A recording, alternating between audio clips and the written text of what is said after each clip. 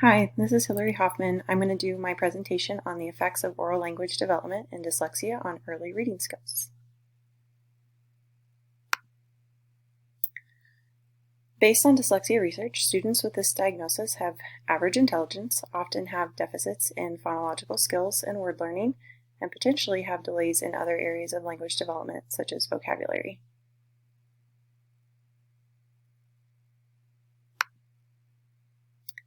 One interesting fact that I came across during my research was that according to the Snelling and Leverg article, dyslexia is a common condition affecting 3 to 7% of the English-speaking population.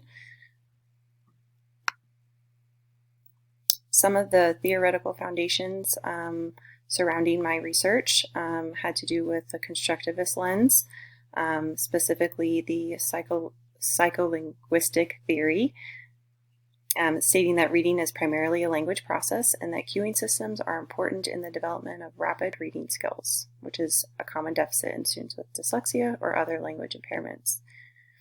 Within the developmental lens, literacy development in struggling readers is aligned with the emergent literacy theory. This theory emphasizes that literacy development is dependent on an individual's functional level rather than their specific age. This research also aligns with the cognitive lens, specifically the phonological core variable difference model and the simple view model. The phonological core variable difference model describes dyslexia as a learning disability primarily related to a phonological processing deficit. The simple view model explains how decoding and language comprehension are the main processes that support overall reading comprehension.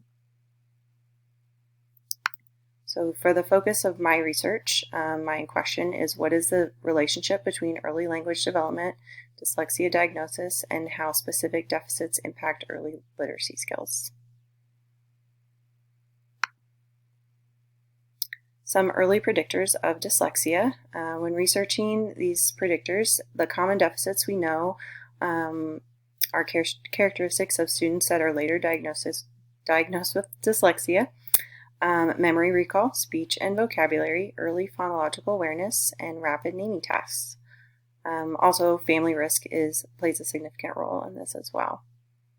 I chose to explore how specific areas of language, such as vocabulary and phonological skill development, impact early reading skills.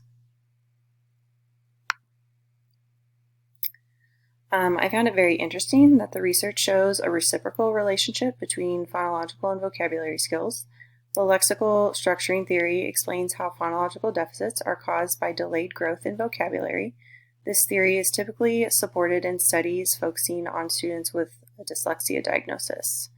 But in contrast, the segmentation theory explains how phonological deficits are caused by delays in speech processing. This theory is supported in studies focusing on students with dyslexia and other language impairments as well. Throughout my research, I came across the multiple deficit model, which explains an overlap between dyslexia and developmental language disorders. When students have deficits in both areas, it's more difficult to determine individualized risk factors and identify an accurate diagnosis.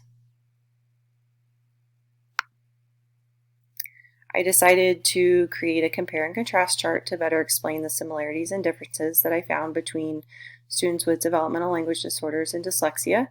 And for students with dyslexia, we typically see deficits in word reading, rapid naming, memory recall, and phonological skills. Although students with developmental language delays also have deficits in phonological skills. They often have deficits in many other areas of language development beyond this domain. Additionally, students with developmental language disorders are often diagnosed later or misdiagnosed because they may not show significant delays in some of these areas until they begin struggling with comprehension of text.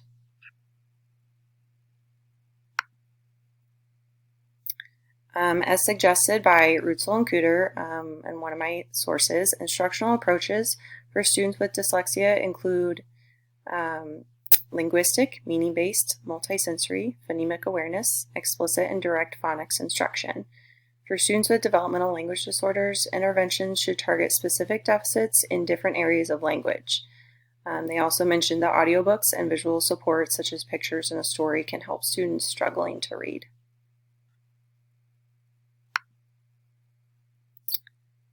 Early universal screening for language deficits is important to help identify students that need supports and intervention.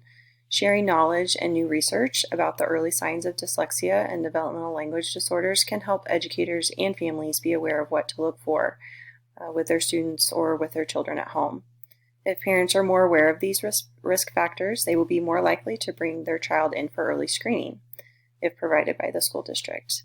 These early screenings will help educators be better prepared to provide appropriate intervention to students at risk when they begin schooling.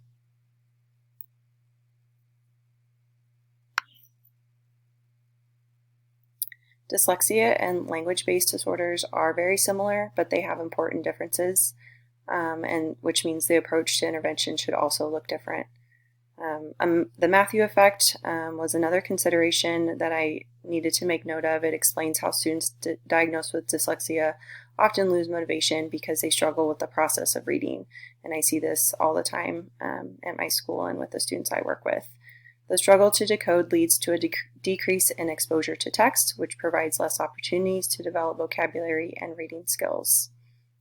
Cultural and dialectical differences also need to be considered as well. Some final thoughts from my research. Delays in early reading skills can be the result of many factors. Language impairments can occur separately or can co-occur with dyslexia. Language disorders can also go undetected or misdiagnosed. Delays in early reading skills can have a lasting effect on a student's overall reading development, which means early screening is definitely necessary so that teachers can provide the appropriate interventions needed for our students.